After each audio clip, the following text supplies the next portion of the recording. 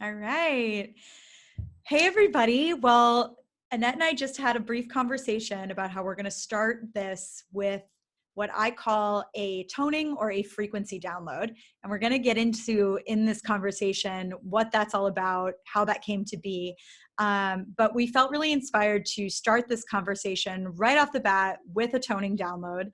And how I do this is right now we're going to tone for what wants to be transmitted through this conversation today and what wants to come through between us talking and also between you guys as the listeners. So whatever wants to be experienced through this conversation, whatever wants to be open for people during this conversation, we're going to do a toning right now to call that in. So we're going to start with closing our eyes and just getting comfortable. And I'm going to ask you to just center into your heart space and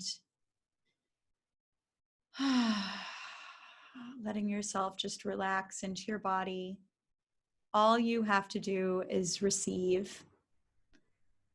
And we're calling in all of the frequencies that wish to be here today between Annette and I in this beautiful conversational portal and through all of the listeners.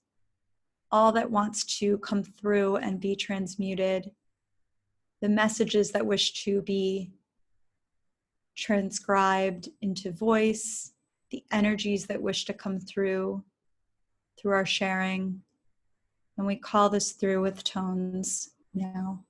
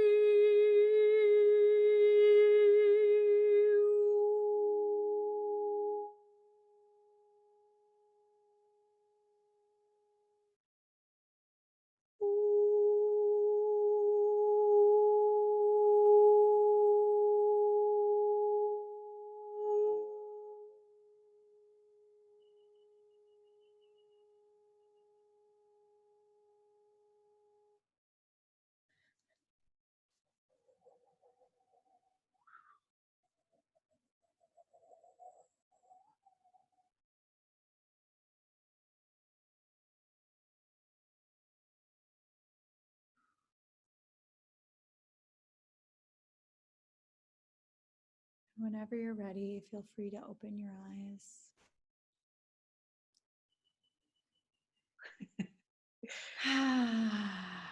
That's so easy to open my eyes. Hey, Erin. Hi, now we can talk. Thanks so much for doing this. Like, this brings me so much into a place where I feel like I don't even want to open my eyes. I just want to like let it flow through. Yep. It's magic. Like I felt so much like, you know, that I feel these tones in my body in different ways and kind of feels like different doors are opening. But it was so grounding and peaceful, and I feel so much more calm. We just said we were both a little on the edge today. So I feel Yeah. really thanks. You know what? I needed it too. As I always say, I need these tones as much as anybody else. And it feels, I was getting visions of us grounding in and creating a portal where everyone who listens to this interview, listens to us talk, is experiencing this with us, will also be brought into that portal and given whatever it is that they need from this talk and from this time. So, yeah, I feel a lot more present now to all that wants to be created through our conversation. So Thank you. thank you.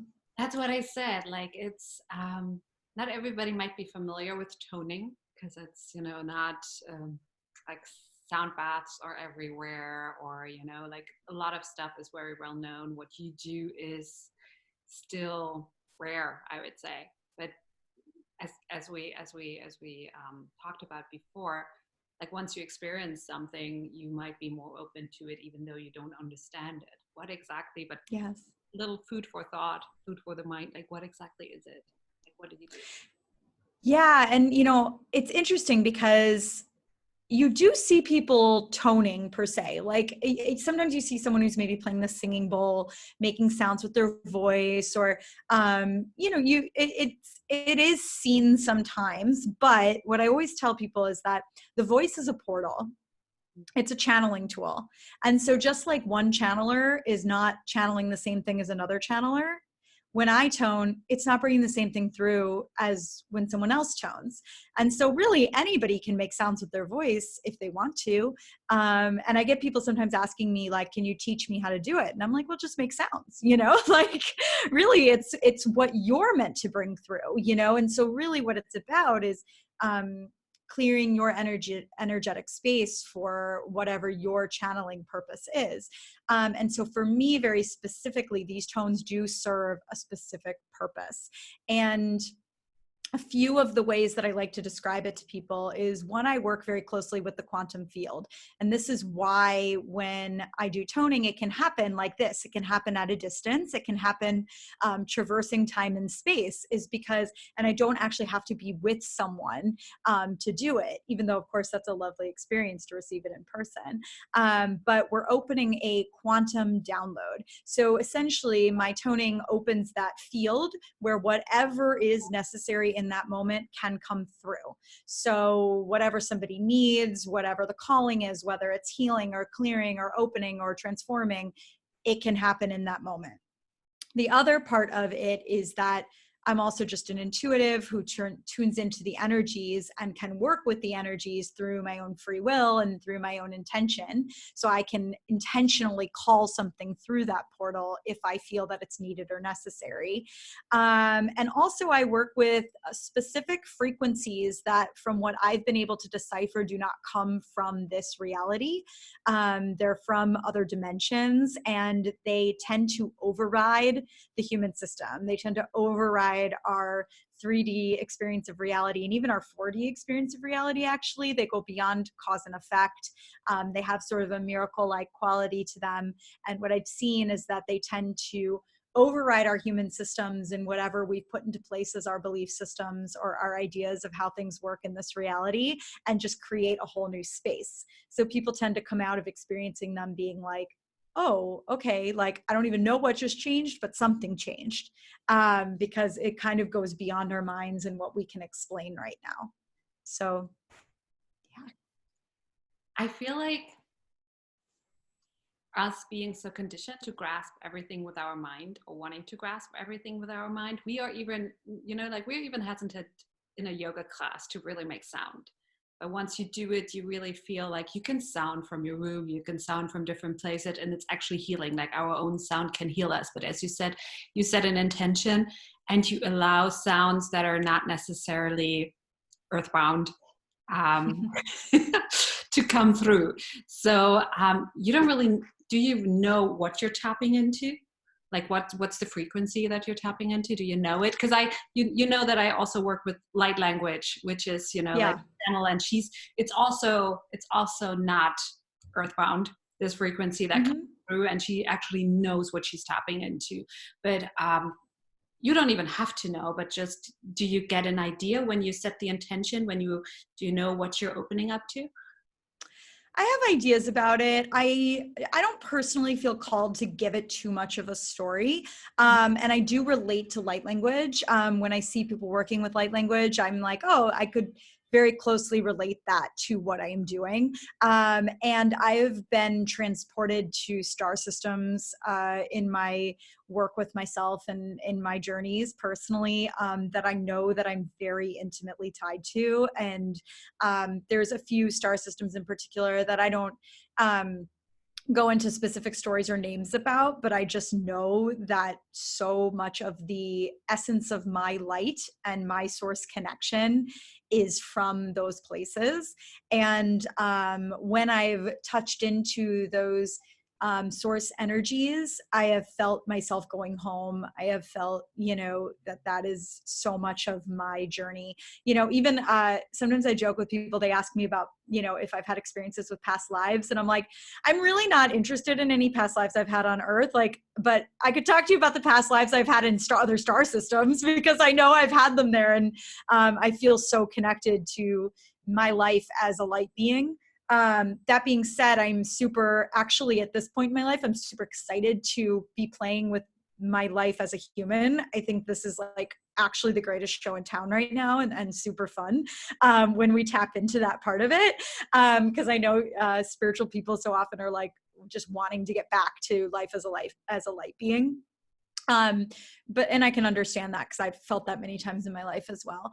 But yeah, so I do feel those frequencies, but there's one specific frequency that I was actually gifted last year.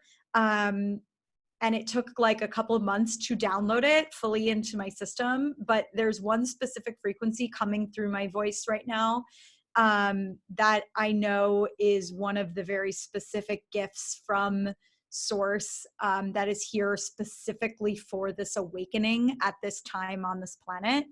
So there's a lot of them that come through, but that one in particular has been communicating with me a lot. And it really is just all about our collective and individual awakenings. And so no matter what I'm toning for, that one's always in there. Thank you. I really feel like when you say, you know, this is where it's going down right now. This is where you want to be, like not out there, but right here, right now, doing this and actually being part of the shift that is happening right now, because people are changing. People are, even if you've been totally stuck in the matrix, you know, like people have this yearning, they know, and you and I are most of the time on the same board. And I feel like we might have, you know, met somewhere else in some other realm before, but it was definitely. Yeah. But it's, you know, that's the path of what people, even if they have never heard of, you know, if they have never heard of other star systems, or if they think like this is science fiction, this is Star Trek, like what are you guys talking about?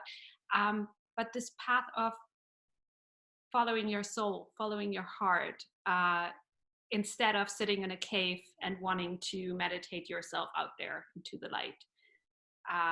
That's something that I feel is coming in more and more for so many more people, and they can at least relate to following your intuition, following your heart.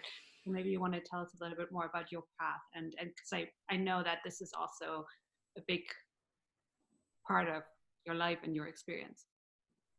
Yeah. Yeah, it's a huge topic. I'm trying to think where to even start with that one. Cause I could go down a lot of roads there. But yeah, you know, it's funny, like we talk about the soul a lot. And the idea of what a soul is actually very rarely discussed and gone into in great detail.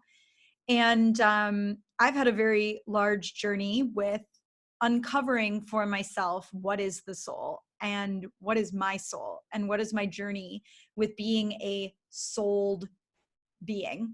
because really that's part of what happens when we come to this planet, is that we are sold, so to speak. We're kind of this fuzzy light out in the universe, and we get concentrated into an expression of who we are going to be. And that concentration is what I often refer to as the soul. And so my experience of it, and might be a bit of a separate topic and conversation, but I dissolved one soul that I was here on this planet and came back differently, put together differently. And when I came back, what I watched was light essentially reorganizing itself into a light grid in my being. And that was my rebirthing, was this concentrated light grid that got kind of re-put together. So it was like one light grid dissolved, and then I was sort of just this fuzzy space, and still obviously here as a human doing kind of my human dance. But the background was all just dissolved and kind of gone. And then it got reconcentrated and reborn. So from this, what I learned, this might sound a little maybe complicated or out there. But what I learned from this was, what is the soul? And the soul is literally that that it is that concentrated organization of your light. If you think about like fuzzy light going into like laser beams, so to speak, it was like, it like took it and went, this is what it's going to be. And it organizes it. And we all have this soul, and we all have this ability to live from that soulful truth of how we are organized on deep levels as light beings. But what happens is that that light grid goes through a lot of other filters on its way into humanness. So, we also have our human selves and our human makeup. And we also have our psyches, and we also have our energy systems and how they've been set up. And it's just, there's so many other things that it goes through. And so a lot of times there's a lot of confusion about what to listen to, or what is truth, or, what is our human conditioning versus our soulful truth. And what I've actually discovered is that life leads us to those answers when we choose to trust and listen to it, even when it is very uncomfortable or not to our liking or our choosing. So there are many times in my life where I could easily fall into the story of something is wrong, I need to fix something, this is because of this, that, and or the other. I need to heal this. There's a lot of stories that as humans we tell ourselves, when in reality, a lot of those things in my experience are the doorways into the depths of our own soulful truth, no matter what that might be. And it doesn't always align with what humanness tells us is the truth or reality. So I'm not sure if I got a little bit off topic there with what the original question was, but that has been my experience of soulful life and soulful experience. And I feel called to live more from that depths of my soul. And I find that I tend to connect with and attract a lot of people that are on a similar journey of that, living that way. No, thanks. It was actually beautifully said. And the thing is, what I feel is, when we talk about light, and like us being light doesn't mean we don't have a human experience, and we're not here, and we don't have shadows and programming and all of that stuff. And I feel like the path is basically to listen to that still small voice within, this yearning that you have, but you might have then fears and blockages that come from your conditioning, from the way you're brought up, from the way you put this world in good and bad and black and white. And I feel like the path of following your soul is to just see the conditioning for what it is, and see what you really want to do, and follow more the embodied, like the voice of your heart, of your soul, over like recognizing when you're in your head, when you do things because you believe you should do them, you have to do them. And it's just a different paradigm. It's a different approach when you say, like, that's true, because it's not all love and light and we go into the light, and it's not just we all, like, not this, what people feel like the hippie, all esoteric approach, even though it is esoteric, but still. Yeah, it's the multidimensional approach, as I often call it. And it gets a reputation sometimes for being woo-woo or being out there.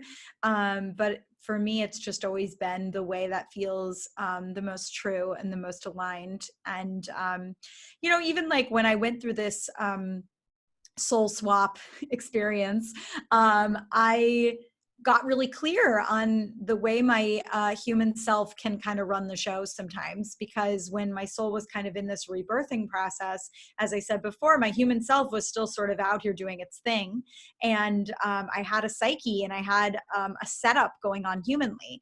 And what I found was that the gentle holding of my human self and allowing it to, in its own time, reorganize to my deeper self that was being born, was kind of the only approach that worked, that supported me. Anytime I went into trying to dissect it or trying to figure it out or heal it, I just kind of kept running myself into walls. And I realized that my human self just really wanted to be held into organization with the depths of me. And that was really the most loving approach that I could take to it. So. Mhm. Would you say, like, when you talk about this, I know that this was a big thing in your life, like this whole swap, as you say it. Would you say, like, there's kind of like the term that they say is walk in, or was it a soul Oh yeah. upgrade? Like, how did it feel for you? Yeah, it's funny. The first time I met someone who identified it as a walk-in, I was like, oh my God, like, I so get you. Like she told me her story and I was like, 4 years ago, I would have thought this person was probably crazy, but now I'm like, I went through the same thing. I get it. But I don't personally like to call it being a walk-in, because for me, it was not the replacement of one soul identity with another. It was actually really just the dissolution of soul identity. So what I mean by that is, my feeling of it was that I was always set up to experience this, and that I've heard it described by other people as having a human soul and a divine soul. I once heard someone describe it that way, and I really related to that, because I was like, I think most of my life was living from this kind of smaller human soul space. And it was my soul, and yet I knew there was this bigger thing waiting for me. It was like the whole time I kept knowing that I wasn't meant to really be experiencing my life in the way that I was experiencing it. And that smaller soul had a lot of karmic pain and suffering attached to it. And this is something that happens with the human stories, that we come in with a certain package of collective pain that we're supposed to sort of live through. And now I see in retrospect that it was really to help me to understand what people are feeling and dealing with, because had I just come in the way I'm set up now, I would have been like, I don't know what all these people are complaining about. I would have been like, I don't get it at all.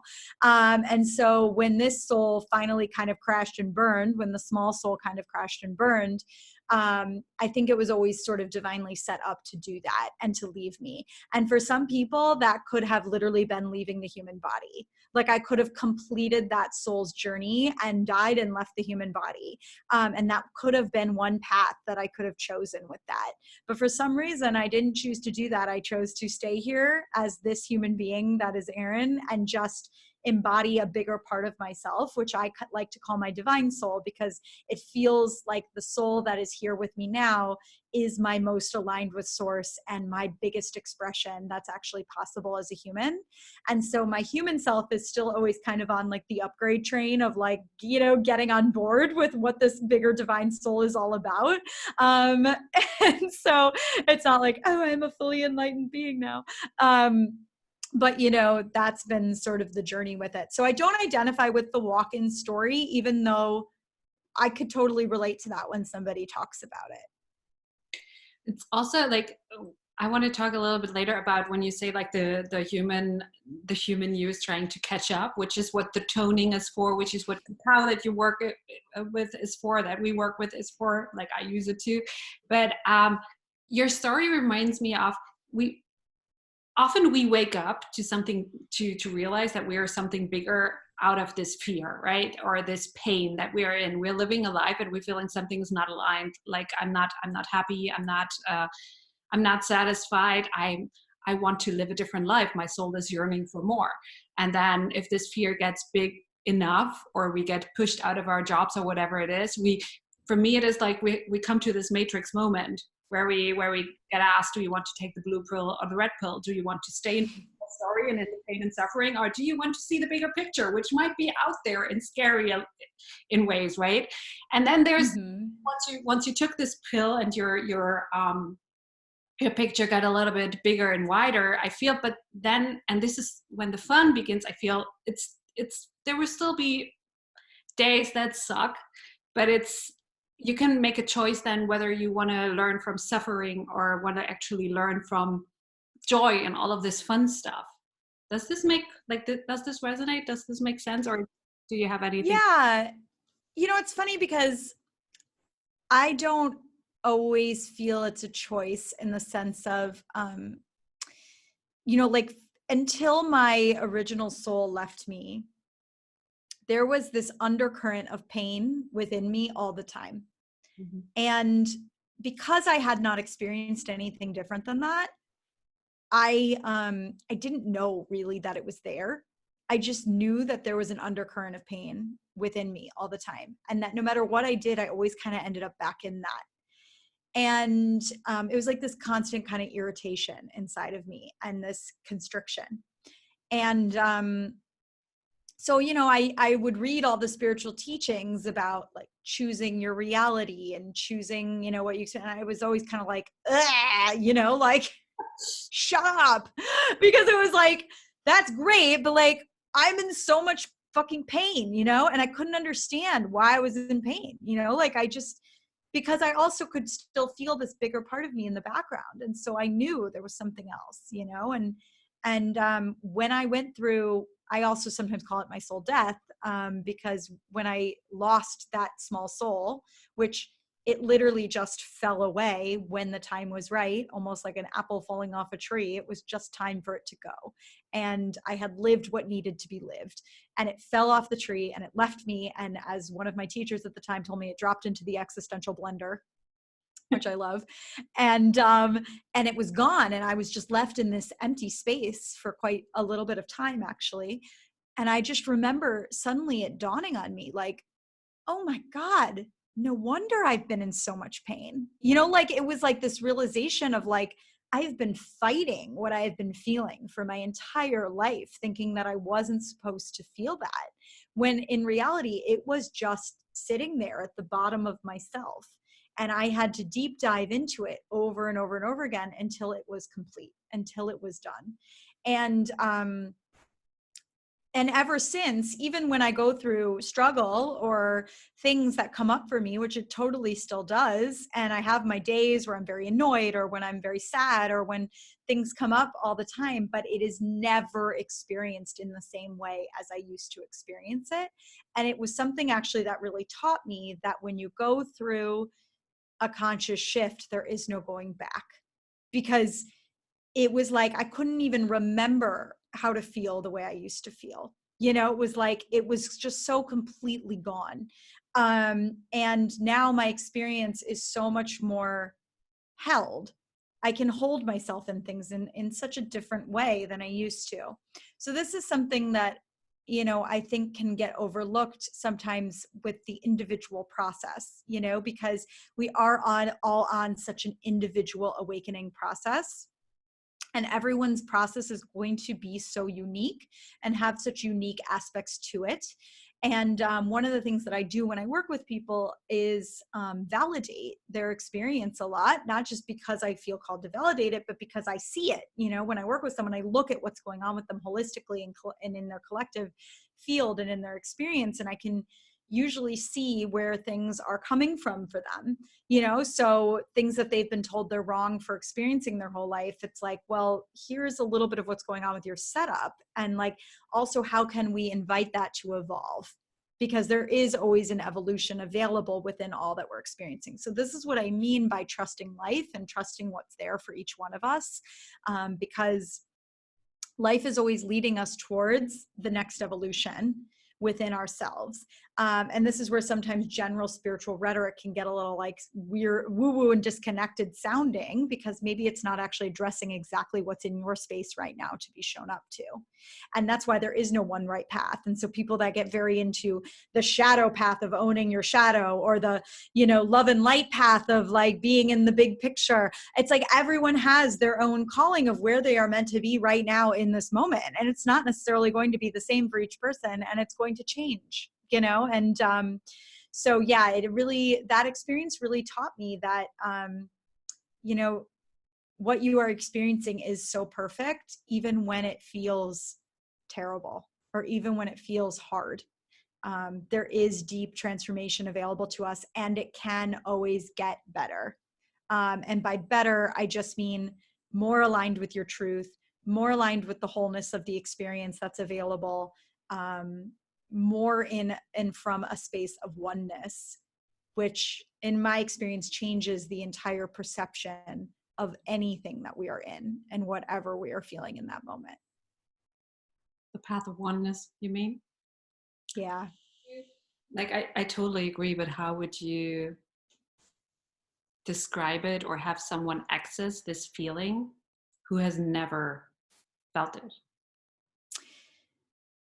I think, and that's an interesting question, because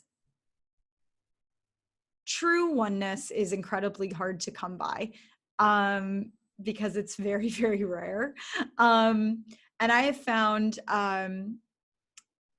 certain guides and teachers and saints and sages to be wonderful portals into oneness. I have found meditation to be a beautiful portal into oneness. And really, for each person, I think there's going to be different doorways that open a bigger experience of life. And an experience of life where we can be in the totality of what is there for us. And so, I feel like I can't quite give one prescription for it in that sense. But I know for myself, having teachers that held that space for me, and now through using the toning and the meditation techniques that I use with quantum healing, and that opens it for me. So even when I get stuck in my own mind fucks or like weird spaces or whatever, I can do that, and suddenly the whole perception of it changes. And I go, okay. It's like, maybe I don't even have a solution, or I don't know what just happened, but it shifted the perception, and it just has a different quality to the experience. And as you said, like we don't all have the same path, but we will be led to what we need in that moment. And for you, it's, like it's whoever watched the beginning of this video and experienced the tones might not understand what it does, but it might have shifted something. And then you also use cacao, right? You were the one who introduced me to Keith's cacao 2 years ago. Yes. So, like what exactly? I know you really work with this medicine. What's the magic of it? Cacao is such a funny thing, because if you had told me 7 years ago that I would still be working with cacao, I probably would not have believed you, because I'm not really a modalities person. Like, for me, it's always been more about, being in the moment, following what's there, sound and meditation and all these things. But I discovered ceremonial cacao 7 years ago in Guatemala, and within 2 minutes of drinking it, knew that there was something there for me. It just grabbed me. And for me, that's always been my experience with healing and with these types of things is, when I know something as something I'm supposed to be working with, I just know, it's like that very strong feeling of like, oh, okay, there's something here for me. And cacao has been this partner journeying healer with me, on again and off again, for many, many years now, since 2013.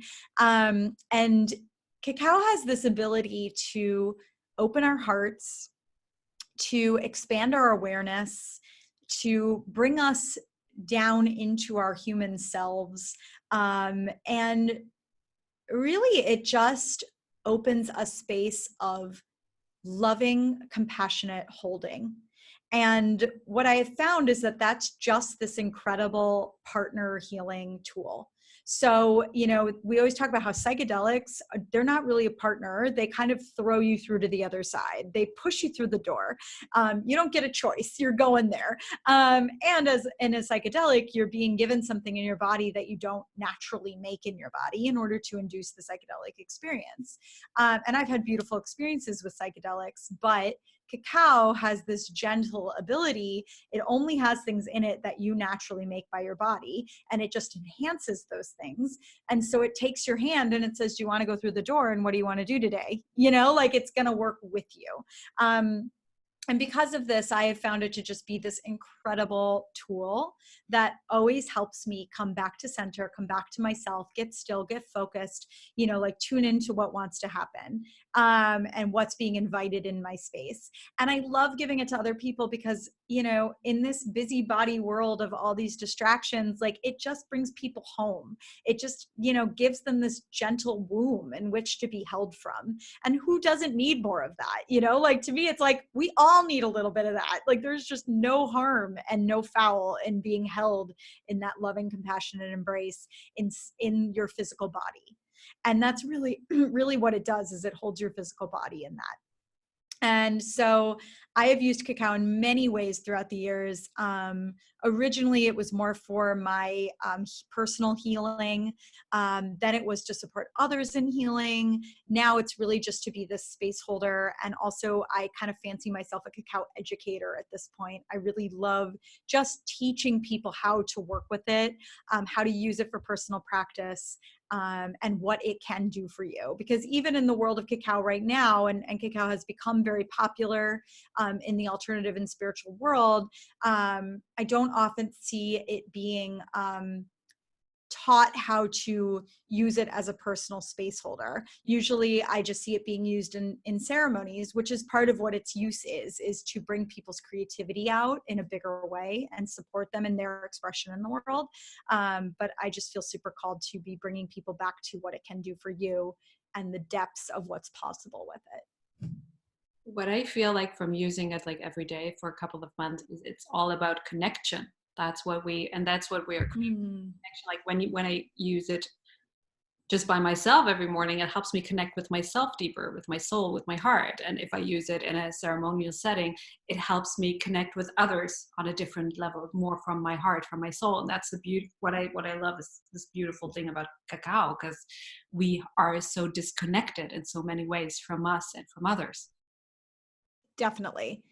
I love that. And I think that is so spot on. And, that's the beauty with cacao, is that each person is going to have such a personal experience with it.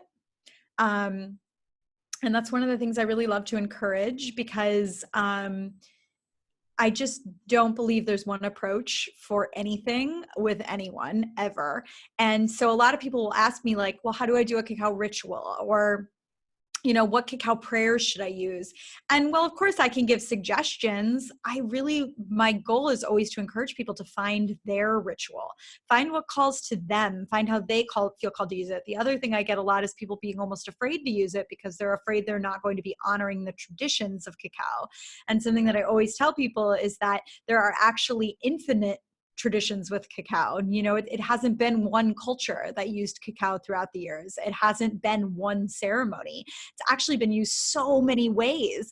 And now it's being called to be used your way, and it's like, the only way you can be, inappropriate with that in my mind is if you're trying to copy another culture's way of doing it and not giving them credit or stealing their traditions. It's really about uncovering what your heart wants to gift and be and do in this world. It just reminds me of a post I read on Instagram this morning, when it's like, we can be so much, you get this priestess training, or you're being initiated in lineage, and now you're becoming the spiritual snob, right? So you're not like, I'm the priestess, but you don't even actually care about people anymore. And what I'm really doing is like saying, people, you got the power. All you got to do is find this connection with your own soul, with your own sauce, whether it is using cacao or whatever works for you, but actually trust that you know what you need, you know what you want, you know what what you desire, and you can actually have this connection with yourself, and there is no right or wrong way. And but this is with the priestess and all of that stuff. It's like we are so conditioned to look for somebody else, like a guru, an expert, a priestess, or whoever, to tell us how to do something according to a certain lineage, rather than trusting ourselves, trusting our souls, our intuition, kind of like coming back full circle. So, and this is what Totally. you do in your offerings. So you do coaching to do that? Yeah, so I have led a few cacao trainings. Right now, I'm actually putting together one that people can do on their own. And really, what the training is a calling home to your own truth. It's learning how to work with cacao from the practical sense, because of course, there's like practical things to know when you do it, and there's really great information to know about when you're working with cacao. And I do think that's important to know. You know, sometimes I see people working with cacao that actually have very little knowledge of like what it is and where it comes from. And, you know, I'm kind of like, well, that would be good to know, you know, like what kind of bean you're working with or why it's special, or, you know, it's just, so there are like practical informational parts of working with cacao that I think are very important to be educated on if you're going to be sharing it in a bigger way with other people. But at the same time, this is a very personal journey coming home to yourself with what cacao wants to open for you. And so that's in my trainings and in my education, this is what I try to bring to the table for people so that they can really open to what's there for them. And yeah, I really I love your comment about the priestesses and looking to other people. And I always joke with people, like, years and years ago, I was doing cacao ceremony in Bali, and someone who was very new age kind of got mad at me because I didn't bring in the 4 directions at the beginning of my ceremony. And I kind of jokingly said to him, you know, I'm sorry, I didn't take shamanism 101. You know, like I don't feel called to honor the 4 directions because it's just not in my way of doing this. And so I'm not going to do that because it doesn't feel authentic to me. But if you want to do that, like, please do that. If that calls to you, call in the 4 directions, you know, like, it's like, this is such an individual journey of like what your soul is feeling called to. And there are people that feel called to a more priestess approach because their souls carry ancient codes of priestesses that, you know, that's what they're here to rebirth in this lifetime. And that is beautiful, you know. And then there are people that are called to ancient traditions because their souls carry those memories and probably wish to reawaken them in this lifetime. But my soul, you know, isn't so identified with a lot of the lives here on earth. And so I just don't feel called to use those in my work and in my practices.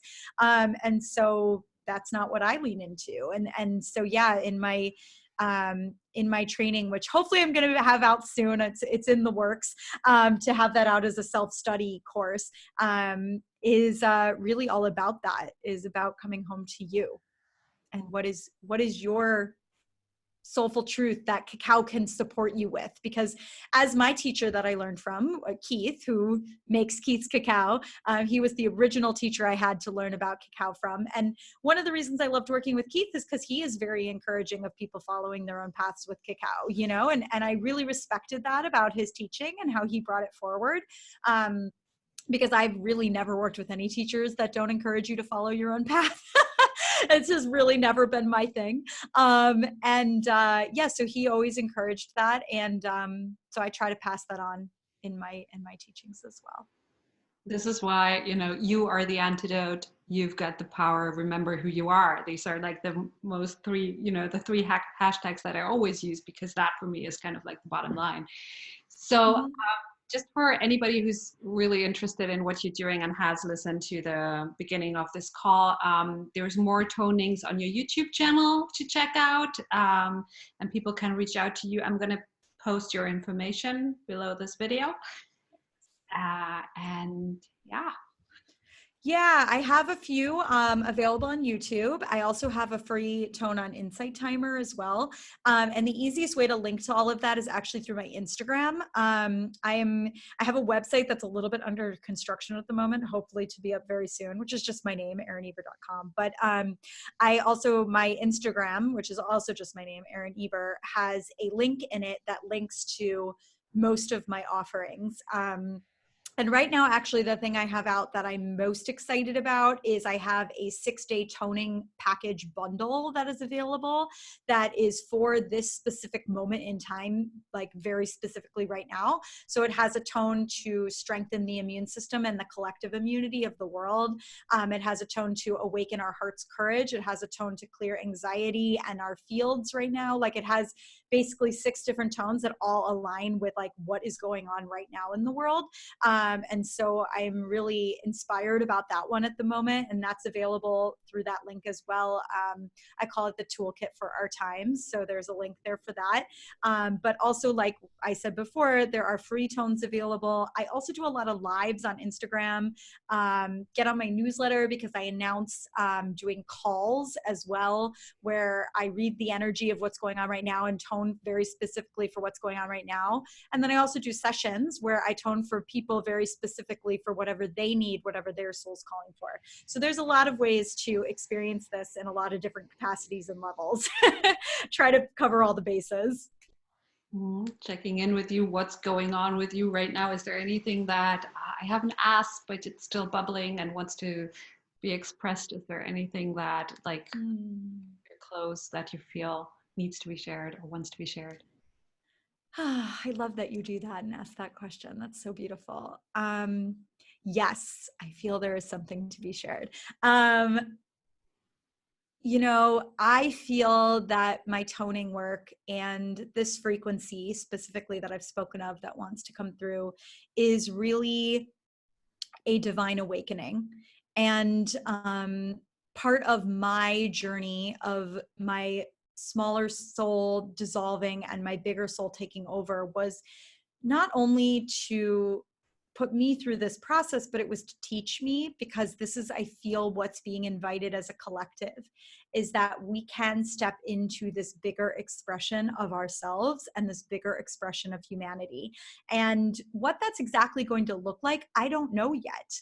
But I do know that my own life is teaching me step by step what this is all about and what this is going to be. And that divine awakening is going to be very unique for each person. And sometimes I even call it like our collective avatar awakening, because historically humanity has looked to one avatar as the example of awakening. You know, we look to Jesus, we look to the Buddha. There's been so many different avatar saints and sages that have represented awakening and oneness and being in total alignment with divine expression. But what I kind of feel is happening on the planet right now is that each one of us is getting the opportunity to awaken and embody our divine expression and our pure source expression. And through this, we become like a collective avatar on the planet, where we're all the avatar, and together we create the avatar. And it's this really exciting moment in this planet's expression where I feel like that's never happened before, and we're getting to experiment with it. And through that, we're leaving behind a little bit of the story of smallness and pain and suffering that we've all been very, very trapped in. So when you talked about the matrix and which pill do you want to take, you know, it's like, I think we're sort of leaving behind that smaller construct of what we have been. And in my personal experience, I've been shown this through my own connection to the source that wants to express through me, and what that wants to be about, and what picture I want to stay in, and what expression I want to keep embodying deeper and deeper and more and more. And so my personal desire is to continue to model that, and also to support each person and the collective in stepping into their expression of that. And I think we're just going to have a lot more fun, and it's going to be a lot more moving into a space of effortlessness, and leaving behind a little bit of the cause and effect way of living that has some struggle and some shoulds and some rules. And we're going to kind of step into a whole new way of being that most of us probably can't even imagine what that will feel like or be like yet. But it's about following the breadcrumbs into that experience. So that is what I wish to leave us with. Thank you. That brings it all home, is what I said, like stop learning from struggle, but going into this, following your soul path, and celebrating your uniqueness and your unique way and your sovereignty. And this will also help everyone, the collective. Okay. And I want to throw in there that if you are struggling right now, that is perfect. Yeah. And Yeah. to be with that within yourself and to love that into transformation as much as you possibly can. Because coming from someone who fought that every step of the damn way, I know how uncomfortable that is. And so I'm always just seeking to help people accept exactly what is up for them right now. Because a lot of my pain and struggle, when I look back on it, it's not that it could have been avoided, but it was definitely made harder through my own fight and my own desire to not be in that pain and struggle.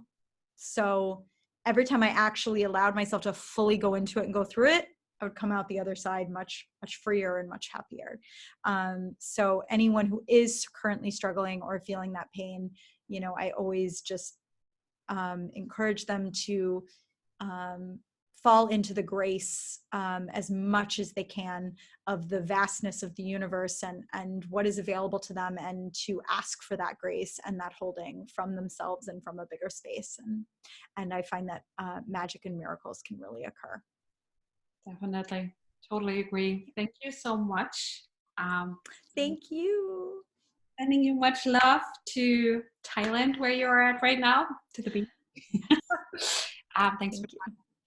and bye. Thanks, Annette. Mwah.